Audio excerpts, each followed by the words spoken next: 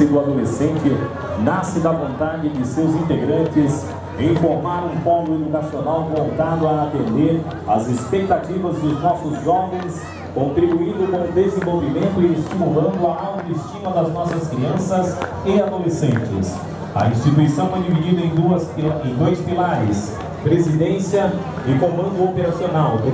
totalizando mais de 12 pessoas que exercem funções administrativas e de comando, bem como mais de 150 jovens cadastrados na entidade,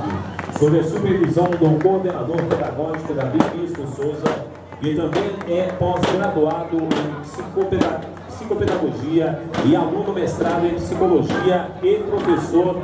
do PROED pela Polícia Militar de São Paulo, e o comando do senhor Marcos Ramos de Oliveira.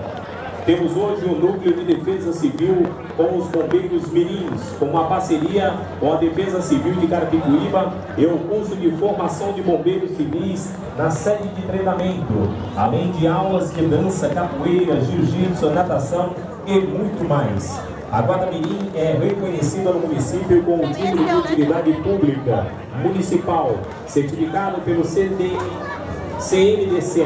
Secretaria Municipal de Educação e CNAS. Os objetivos da Guarda Mirim: dar verdadeira oportunidade para as crianças e adolescentes de todos os bairros do nosso município a se transformarem em cidadãos conscientes de seus direitos e deveres para com a sociedade, retirar os jovens de ambientes desfavoráveis para sua formação, propiciando aqui a instituição de melhorias na qualidade de vida,